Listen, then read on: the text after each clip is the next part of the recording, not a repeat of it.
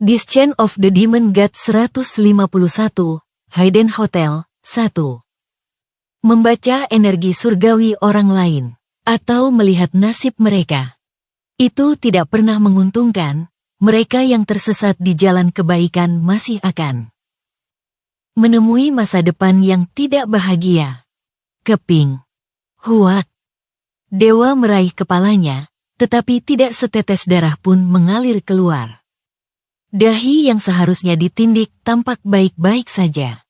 Apa yang sedang kamu lakukan? Chun Yowun bertanya, menatapnya. Dewa gemetar ketakutan. Apakah itu masa depanku? Karena hati-hati, dia telah melihat nasibnya sendiri. Dia melihat bahwa saat dia menggunakan jubah putih yang diturunkan oleh leluhurnya kepadanya, dia mati tanpa sempat menyelamatkan dirinya sendiri. Apakah pria ini benar-benar monster? Melihat lebih jauh ke masa depan sama mengejutkannya dengan saat dia melihat ke dalam Cho Yushin. Saat dia meninggal, Elder Gyeong dan Elder Seong bergegas untuk Chun Yowun tetapi dia dengan mudah berhasil membunuh. Mereka berdua menggunakan pedang yang penuh energi menakutkan. Kemudian, dia melihat hantu keluar dari tubuh mereka. Dewa kemudian menyadari fakta bahwa mencoba untuk menghentikan rubah dan pria itu akan membawa hasil yang terburuk. Kehancuran Eng Jarim menetes. Butir-butir keringat dingin mengalir di dahi dan pipinya. Tubuhnya terasa dingin. Dia ingat nasihat yang diberikan ayahnya. Ayah, mengapa kita berpaling dari dunia ketika kita mempelajari ini? Membaca alurnya berarti melibatkan diri kita dengan akhir. Mungkin sulit untuk dipahami sekarang, tetapi semakin dalam Anda mempelajari teknik keluarga kami, semakin Anda akan memahami apa yang saya katakan. Membaca energi dan nasib surgawi berarti mengetahui terlebih dahulu apa yang tidak baik. Ini menanamkan lebih banyak disiplin dalam diri seseorang, dan memungkinkan dewa untuk memahami alasan mengapa leluhurnya tidak memasuki dunia luar. Karena itu tidak ada artinya, dan itu tidak masuk akal. Setiap kali dia membaca takdir, itu menyakitinya. Dia terus mengatakan pada dirinya sendiri untuk tidak membaca alur takdir, tetapi dia melakukannya dan setiap kali itu memenuhi dirinya dengan kepahitan. Mendesah. Dewa mengerang, menghela nafas, dan menundukkan kepalanya kepada Chun Yowun. Kamu benar, ini semua berasal dari ketakutan dan kebodohan aku untuk menyelamatkan muka aku. Aku minta maaf. Mata Chun Yowun bersinar karenanya. Dia merasakan perasaan halus bahwa pria yang membungkuk itu merencanakan sesuatu, tetapi tiba-tiba mendengarnya meminta maaf. Dewa mengangkat tangannya dan sebagian dari tirai itu terbuka. Bisakah kamu mengirim Guminho emas keluar? Saat itu, Chun Yowun melihat ke arah rubah. Apa yang kamu lihat? Tidak, aku tidak akan pergi. Dia mencoba untuk menempel padanya, tetapi dia mengambil ekornya dan melemparkannya keluar. Tidak, jangan pegang ekorku. Dia bisa mendengarnya berteriak, tetapi saat dia melewati tirai dia tidak bisa mendengar apa-apa. Apa yang ingin kamu katakan? Atas pertanyaan Chun Yowun, dewa melepas jubahnya dan menunjukkan apa yang dia kenakan. Ada huruf emas di jubah putih. Tanpa mengetahui apa artinya, Chun Yowun tahu itu tidak baik untuknya. Namun, pria itu melepasnya dan menyerahkannya kepada Chun Yowun. Aku dengar kamu kuat, namun, Guminho emas yang akan kamu bawa adalah seorang yokai yang menginginkan kehancuran. Tolong bawa ini bersamamu dan bersiaplah untuk apapun yang mungkin dia lakukan. Petik 2. Itu adalah jubah yang memiliki energi baik dari klan kami yang ditanamkan di dalamnya. Jika kamu terbiasa berurusan dengan energi, kamu akan dapat menggunakannya. Petik 2. Dewa mengubah nasib yang dilihatnya. Dia tahu tidak mungkin menghentikan rubah dan pria ini. Jadi dia memutuskan untuk melakukan sesuatu yang lebih baik daripada mati. Ini mungkin tidak berguna, kata Chun Yo-won, tapi dia tidak menolaknya. Bahkan jika bukan karena dia bisa memberikannya kepada Hubong atau orang lain untuk siap digunakan kapanpun rubah lepas kendali. Dan ketika Chun Yo-won meletakkannya di dalam bayangan, dewa membuka tirai yang menghalangi suara itu. Aku membencimu. Saat tirai menghilang, rubah menggigit pergelangan kaki Chun Yo-won. Tetapi bukannya benar-benar menggigit, sepertinya itu hanya bertindak untuk menggigit. Melihat itu, Chun Yo-won mencibir. Jika kamu baik-baik saja, bisakah aku meminta bantuan kecil? Maksud kamu apa? Meskipun ini semua terjadi karena aku, akan berbahaya jika bintang pembunuh surgawi memperoleh kehidupan abadi. Jadi, sepertinya kamu tahu siapa dia dan tertarik padanya, jadi jika kamu bertemu dengannya, pastikan dia tidak datang ke sini. Permintaan yang hati-hati. Bahkan, itu hampir terdengar seperti kesepakatan. Untuk itu, Chun Yo-won menanggapi. Jika dia menghalangi jalanku, dia akan membayar harganya. Chun Yo-won yakin dia akan bertemu pria ini karena dia memiliki koneksi dengan MS Group. Jika itu pernah terjadi, Chun Yo-won memutuskan bahwa dia akan membunuhnya. Dewa tidak perlu memintanya. Benar, monster adalah lawan yang sempurna untuk monster.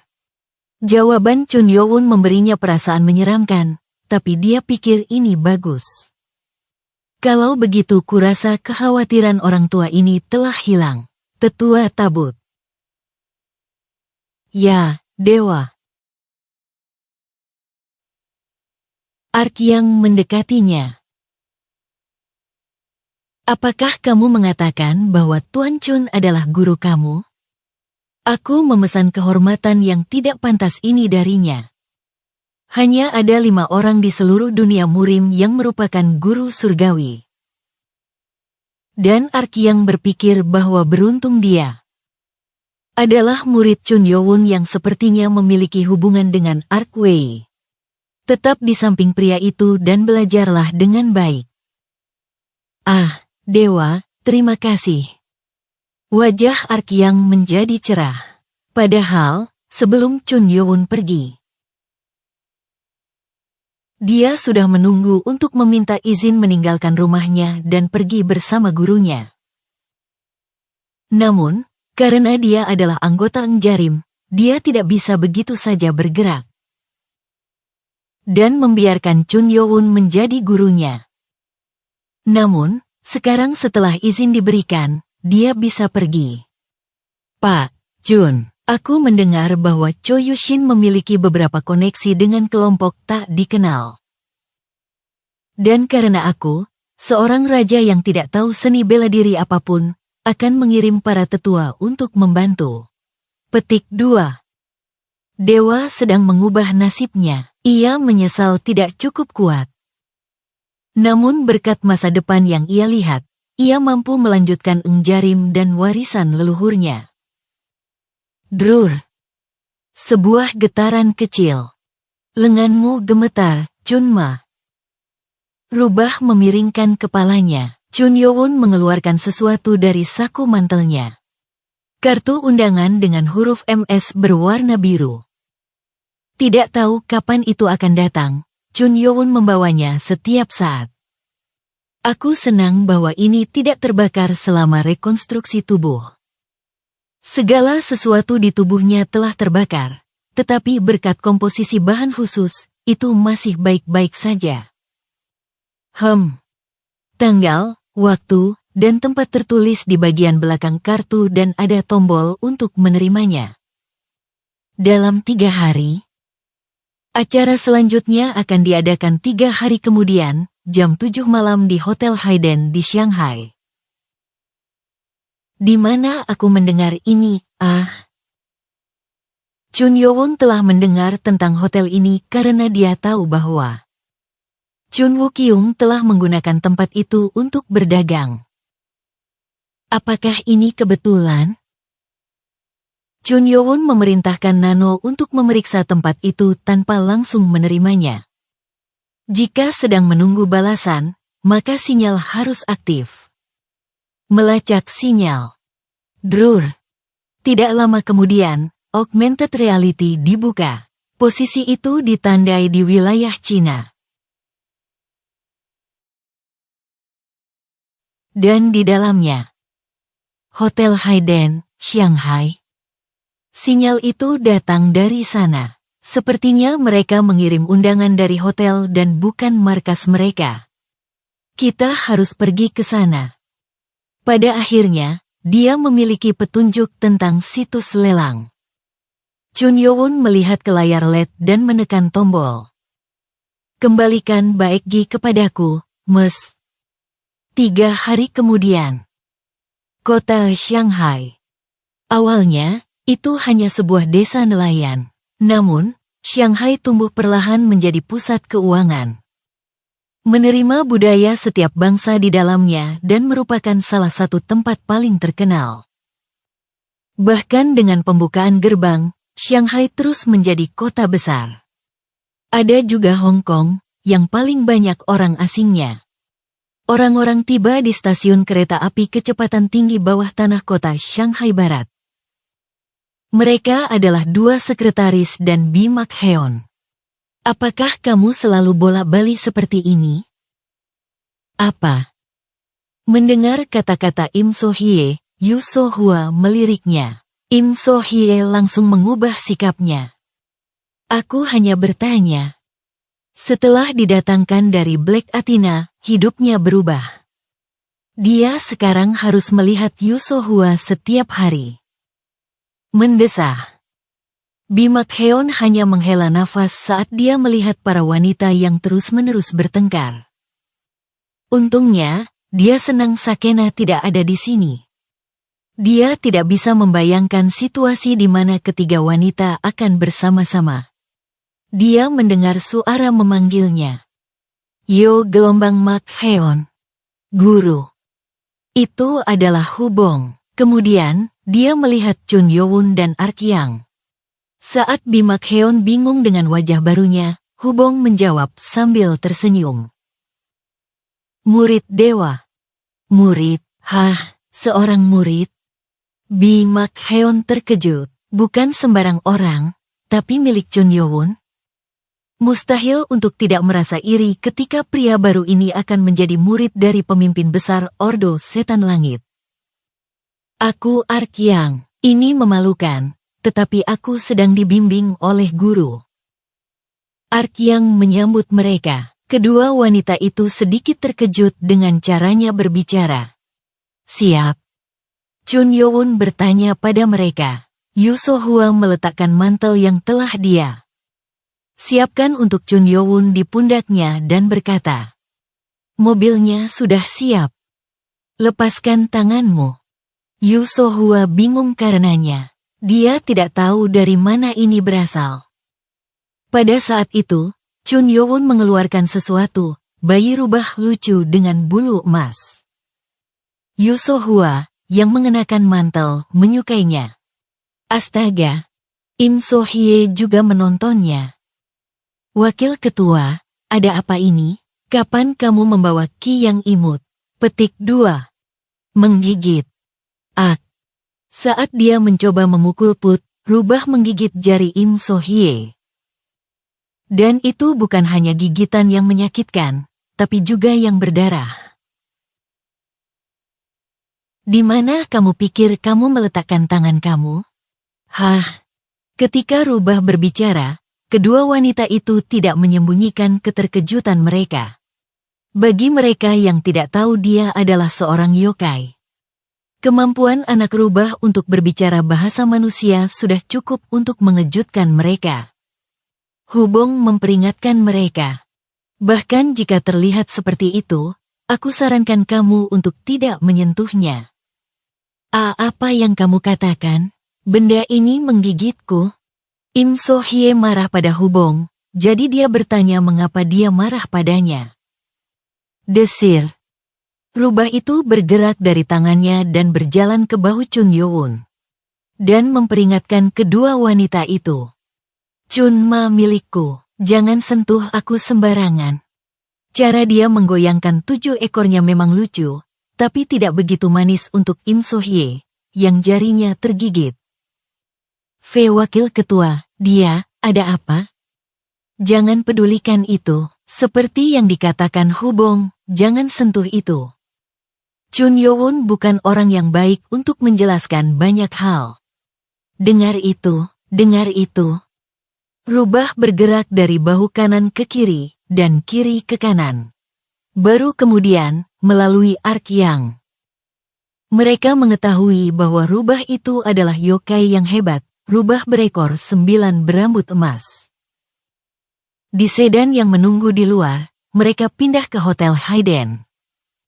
Dalam perjalanan, Chun Yo-won melihat informasi yang disiapkan. Hotel tersebut merupakan hotel bintang 5 yang terkenal dengan peruntukannya sebagai pasar gelap. Itu adalah hotel tua, lebih dari 100 tahun. Politisi, jurnalis terkenal, hingga investor asing sering menggunakannya. Tempat yang tidak terduga. Memilih hotel yang cukup terbuka untuk banyak orang memang aneh. Mungkin mereka bertujuan untuk tetap berada di bawah kegelapan lampu.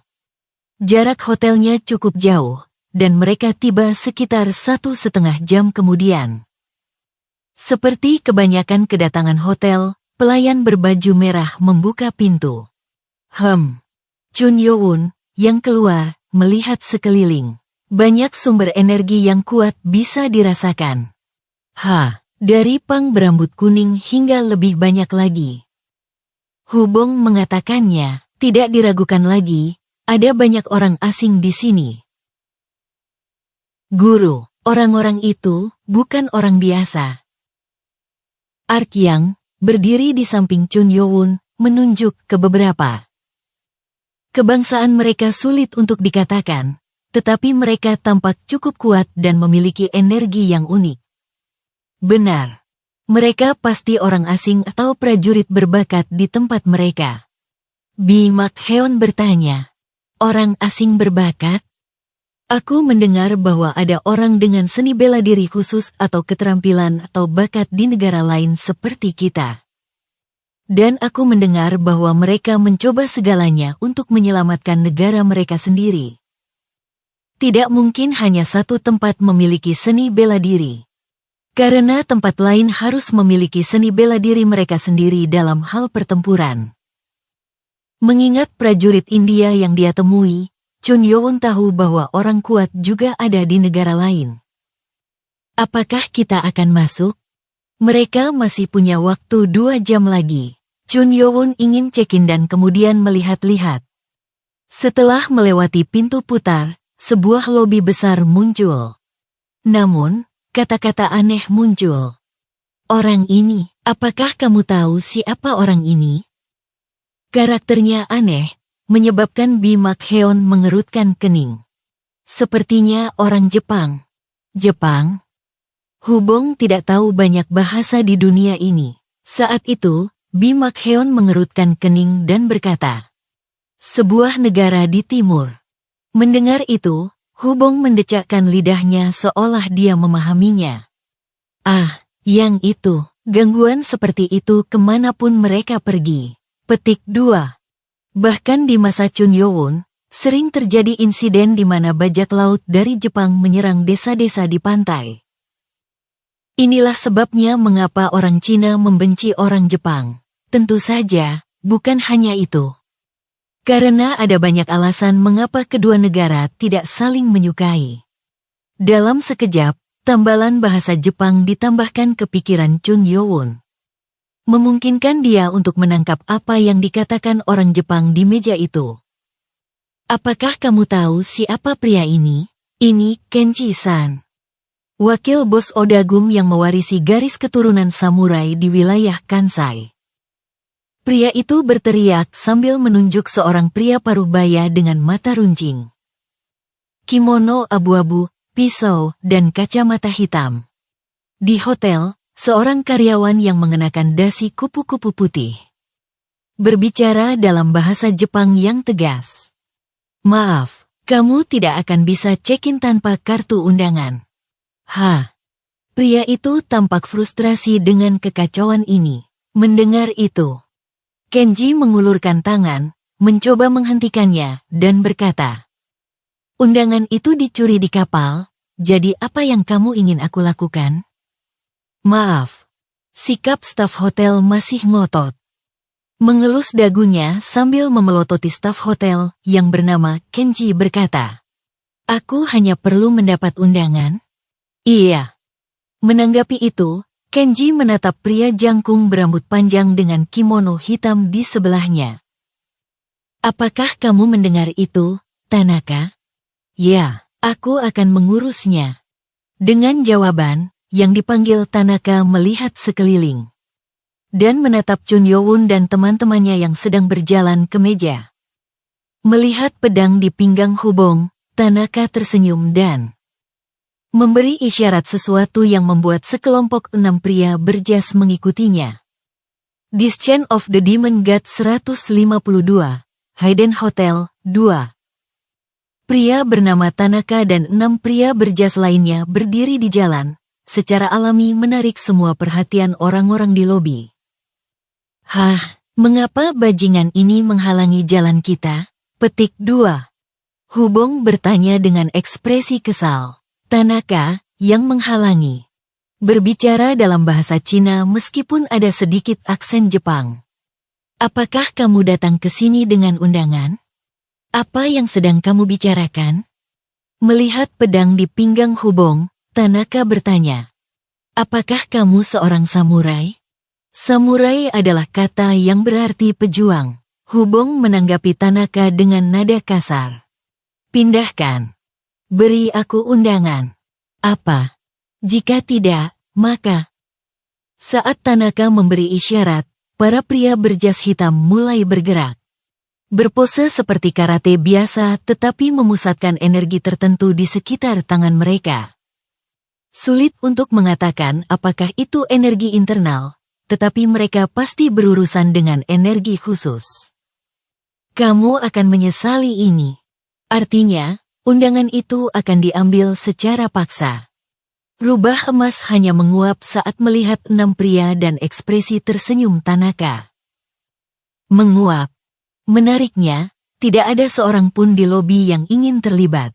Sebaliknya, mereka lebih suka.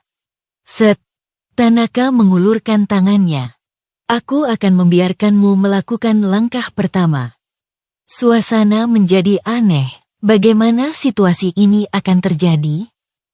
Melihat Hubong, salah satu pihak Chun Yo-won memegang pedang. Semua orang berasumsi bahwa mereka akan mulai bertarung. Mengganggu. Chun Yo-won mengabaikannya dan mencoba berjalan ke depan meja. "Ini dia. Pria ini." Ekspresi Tanaka mengeras pada tindakan Chun Yo-won dan mencoba mencabut pedang di pinggangnya. Gedebuk. Kuak. Lutut Tanaka tertekuk dan membentur lantai. Bingung, dia mencoba untuk berdiri. Tetapi dia tidak bisa bergerak di bawah energi yang luar biasa. Apa-apaan ini? Sementara Tanaka nyaris tidak bisa mengangkat kepalanya. Dia menatap wanita yang sedang menatapnya sambil menekan telapak tangannya. Dia adalah Yu So-hwa, penyihir gravitasi yang terkenal. "Kamu jalang yang sombong?" 6 pria berjas hitam berlari ke arahnya, tapi Yu So-hwa baru saja mengulurkan tangannya yang lain dan menurunkannya. Gedebuk, gedebuk, gedebuk. Kuak. Bagaimana? Mereka juga jatuh ke lantai, karena banyak orang kuat muncul setelah dia di dalam Sky Demon Order. Dia tidak sering memamerkan keahliannya. Tapi dia masih salah satu dari 3 penjaga kelas SS. Yu So-hwa bertanya kepada Chun Yo-won dengan sopan. "Bisakah aku berurusan dengannya, Wakil Ketua?" "Hanya dalam jumlah sedang." "Tentu." Yu Sohua menurunkan telapak tangannya lebih jauh, menyebabkan tubuh-tubuh itu menembus lantai marmer. Set. Melihat kejadian ini, banyak orang di lobi berbicara dengan terkejut. Wanita itu, bukankah dia penyihir gravitasi? Penyihir gravitasi, Yu Sohua. Apa, penjaga kelas SS? Di antara orang-orang dengan kemampuan, dia adalah yang teratas. Melihat bagaimana orang-orang Jepang menentangnya, para pengamat mengira bahwa para lelaki itu sudah selesai. Namun, seseorang datang menembaki Yu Sohua. Set.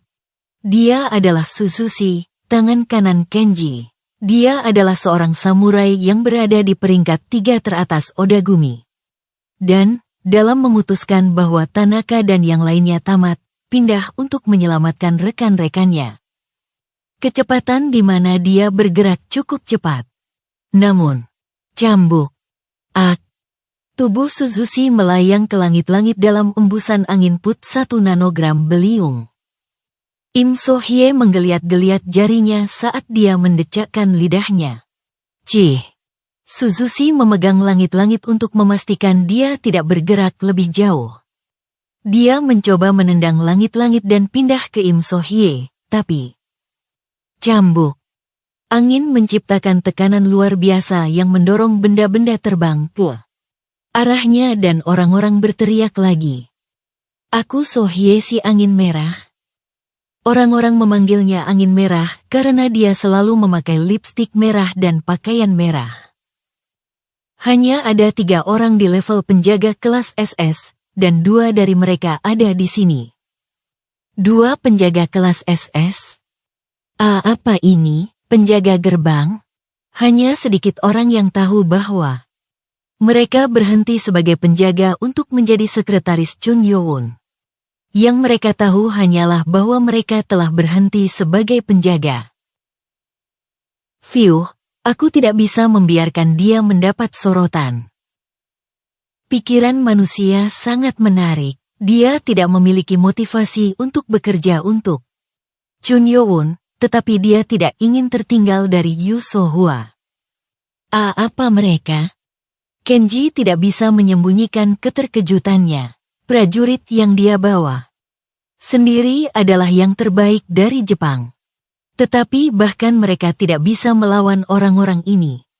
Di mana dia menemukan monster seperti itu? Wajah Kenji menjadi kaku karena pedang dingin yang menyentuh lehernya. Di depannya adalah seorang pria dengan rambut merah, Hubong. Kamu, apakah kamu bosnya? Petik 2. Kenji, yang tidak bisa berbahasa Cina, hanya mengangguk. Tahu bahwa tindakan apapun dan lehernya akan dipotong. Peringatan terakhir, berhenti main-main dan keluar atau kamu akan menyesalinya.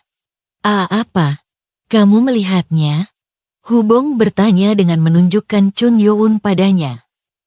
Dia adalah Tuhanku. Kamu harus bersyukur bahwa aku satu di sini dengan pisau. Jika itu dia, kamu akan kehilangan lengan atau bahkan rahang kamu. Baru-baru ini, Chun Yo-won telah merobek lebih banyak rahang daripada lengan. Seorang pria bisa hidup dengan lengan yang hilang, tetapi tidak bisa dengan rahang yang hilang. Menakutkan. Kenji merasa merinding di tubuhnya dan mengangguk. Mustahil untuk memenangkan orang-orang ini. Kalau begitu kembalilah ke pulaumu. Mendengar itu, Kenji berteriak kepada anak buahnya. Menarik. Dengan itu, dia mencoba menjauh dengan cepat untuk menyembunyikan wajahnya. Dan kedua sekretaris memanggil kembali kemampuan mereka untuk membiarkan orang lain kabur juga. Cukup bagus. Guminho berambut emas di bahu Chun Yo-won berpikir. Dia telah melihat banyak orang selama bertahun-tahun. Jadi dia tahu bahwa sekretaris Chun Yo-won tidak normal. Sehat, anak-anak, tapi bagus. Benar, Chun Ma, tepuk. Rubah itu menjilat leher Chun Yo-won dengan lidahnya, dan dia mendorong pangkal hidungnya. Kemudian, menjijikkan. Kamu terlalu berlebihan. Dia berteriak dan pergi ke tangannya. untuk mencoba dan bertingkah lucu, tapi tidak ada yang berhasil padanya. Kenji, yang melarikan diri, menundukkan kepalanya, menyebabkan dia menabrak seseorang di pintu masuk. Hah! Tiba-tiba, dia menundukkan kepalanya dan melihat sesuatu, tas selempang yang dia hargai dan di mana dia meletakkan kartu undangan. Karena itu adalah tas selempang yang dibuat di Prancis, dia tidak akan pernah bisa tidak mengenalinya. Karena itu adalah satu-satunya dari jenisnya di dunia. Kamu adalah orangnya. Kenji yakin bahwa orang tersebut memiliki tasnya, yang entah hilang atau dicuri. Kenji meraihnya dan mencoba menggunakan pedangnya. Ayah. Pada saat itu, tubuhnya jatuh ke lantai. Anggotanya yang mengejutkan menghunus pedang mereka, tapi... Papa. Dalam sekejap mata, 12 orang pingsan. Mata orang-orang di lobi menuju ke tempat kejadian.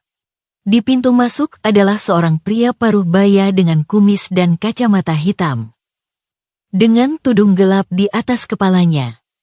Dia tampak begitu santai sehingga sulit untuk mengatakan apakah dia penyebab keributan. Tapi, orang-orang mulai memanggil namanya. Astaga, Kohaku. Kohaku. Mendengar itu, Chun Yowun menatap pria paruh baya itu. Dia bisa merasakan energi besar datang darinya. Tidak ada orang lain di lobi yang sekuat dia.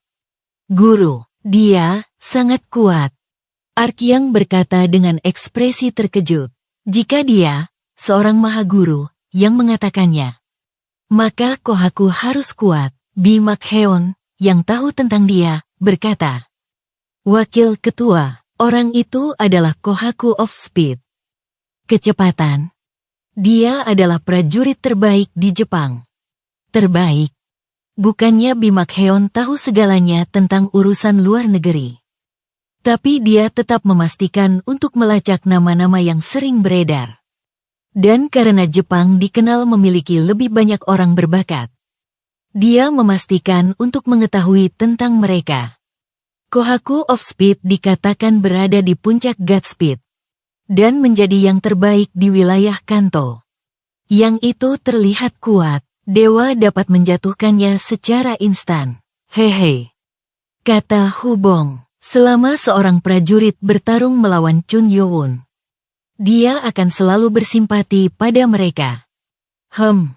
Kohaku melewati anggota Odagumi dan memasuki lobi. Dia menoleh ke Hubong dan Arkyang, dan dia mengangkat kacamata hitamnya. Dengan 2 jari untuk melihat dengan baik orang-orang kuat itu. Dia melihatmu, dewa. Tidak tertarik. Tentu saja. Tidak seperti mereka, Chun Yowun kehilangan minat. Aneh baginya bahwa orang-orang ini datang ke sini untuk pelelangan. Lelang macam apa ini? Dia skeptis, tetapi dia akan tahu kapan waktunya. Chun Yowun pergi ke meja, mengeluarkan kartu undangannya, dan menyerahkannya. Berapa banyak orang yang tinggal? 6. Mengkonfirmasi itu, staf hotel memintanya untuk menandatangani dokumen dan menyerahkan kartu kunci kepada mereka. Ada total 2 kartu, dibagi menjadi kamar untuk pria dan wanita. Dia bahkan tidak berpikir untuk menginap di hotel tetapi sebenarnya diberi kamar. Dia berbalik ketika staf meja memanggilnya. Tunggu sebentar, pelanggan. Staf pergi ke bagian belakang meja, menarik keluar kandang untuk anjing dan kucing. Staf menunjuk ke rubah di lengannya dan berkata, aturan hotel, Pak, hewan peliharaan harus disimpan di kandang. Petik 2. Rubah itu melotot tapi tidak ada yang melihatnya. Yokai yang hebat itu diperlakukan sebagai hewan peliharaan. Bagian dalam kamar hotel di lantai 15 sangat indah. Tidak ada satupun barang yang tidak mewah di dalamnya. Dari furnitur antik hingga karpet macan tutul hingga minibar. Belum lagi, TV 100 inci yang besar. Wow, ini tidak dapat dibandingkan dengan apapun yang telah aku lihat. Hubong melihat sekeliling dengan kagum, yang ditunjukkan untuk setiap tempat yang dia kunjungi. Tidak seperti Hubong, Bimakheon, saat masuk, mengeluarkan perangkat dari tasnya dan menggeledah ruangan. Makheon, apa yang kamu lakukan? Aku memeriksa untuk melihat apakah ada kamera atau perangkat penyadapan di sini. Dia tahu kelompok macam apa kelompok MS dari Chun Yo-won. Jadi dia memeriksa terlebih dahulu karena mereka tampak seperti sekelompok orang yang teduh. Dia menyerahkan pekerjaan ini kepada sekretaris, yang mulai memeriksa ruangan. Pada saat itu, Chun Yo-won melihat ke arah pintu. Terlambat, Hubong dan Arkyang melihatnya dan mengerutkan kening. Bang, bang. Seseorang terus menggedor pintu, ketika dia melihat ke arah Bimakheon dan mengangguk, Bimakheon pergi untuk membukanya. Namun, dia akhirnya terbang melintasi sisi lain ruangan. Gedebuk. Darah menyembur keluar dari mulutnya saat dia nyaris tidak bisa berdiri. Dia menerima pukulan di dada dan menderita luka dalam seketika saat dua pria berjalan melewati pintu. Orang yang paling depan adalah orang yang menyerang. Seorang pria parubaya dengan rambut kuning dan penampilan yang eksotis. Aku akhirnya melihat kalian. Dia datang dengan mengatakan sesuatu dengan kasar. Sementara tidak ada orang lain yang bisa memahaminya, Chun Yo-won bisa. Akhirnya aku bisa bertemu dengan kalian. Ketika dia menyadari bahwa staf Ice Cold pergi ke bahasa Rusia, Chun Yo-won meminta Nano untuk memberi makan bahasa tersebut. Pengenalan bahasa membuat Chun Yo-won mengetahui bahwa pria ini adalah orang Rusia. Seolah melihat musuh, pria Rusia itu memelototi Chun Yo-won dan yang lainnya dan berteriak. Kamu adalah kelompok pembunuh yang membunuh Perdana Menteri Agonov dan politisi kami yang lain. Chun Yo-won mengerutkan kening. Pria ini sepertinya sedang membicarakan kejadian yang terjadi 27 tahun lalu. Pada saat itu, Chun Wo-jin adalah tuan dan dituduh melakukan pembantaian semua orang di sebuah pertemuan diplomatik, termasuk Presiden China dan Perdana Menteri Rusia. Baru-baru ini terungkap bahwa dakwaan itu salah, tetapi reaksi pria ini berarti dia tidak tahu apa-apa. Apa yang dikatakan bajingan ini? Hubong mulai marah atas nama Bimakheon. Pria di belakang orang Rusia itu membuka mulutnya. Sebentar. Berhenti. Mendengar ini, orang Rusia itu berbalik dengan wajah sedih saat orang di belakangnya melangkah maju. Seorang wanita berusia akhir 20-an dengan kacamata dan rambut keriting dalam. Setelan rapi muncul saat dia membungkuk dan meminta maaf. Maaf, aku tidak menyangka Mersenne begitu gelisah tentang masa lalu. Mersenne. Bimakheon menatap orang Rusia itu dengan wajah tanpa ekspresi, yang ditanyakan Chun Yo-won. Makheon, apakah ini seseorang yang kamu kenal? Pria itu, Mersenne Agonov, adalah seorang pejuang dan anggota Federasi Rusia. Mersenne Agonov, sepupu Agonov, adalah Perdana Menteri terakhir dari Federasi Rusia dan salah satu pejuang terbaik di Rusia. Dia dikenal sebagai monster yang tak tertandingi dalam pertempuran jarak dekat dan sambo, seni bela diri Rusia. Dia menumpahkan banyak darah atas nama balas dendam saat dia mencari anggota Sky Demon Order. Aku pikir mereka menghilang dan kembali ke tanah mereka. Dia tidak menyangka akan bertemu pria itu di sini. Seiring dengan asosiasi Murim, sulit bagi sekte untuk terbentuk karena Mersenne terus memburu anggota. Apa gunanya berbicara dengan bajingan menjijikkan ini? Mersenne bertanya dengan suara marah yang dikatakan wanita itu. Karena negosiasi belum selesai, harap tunggu.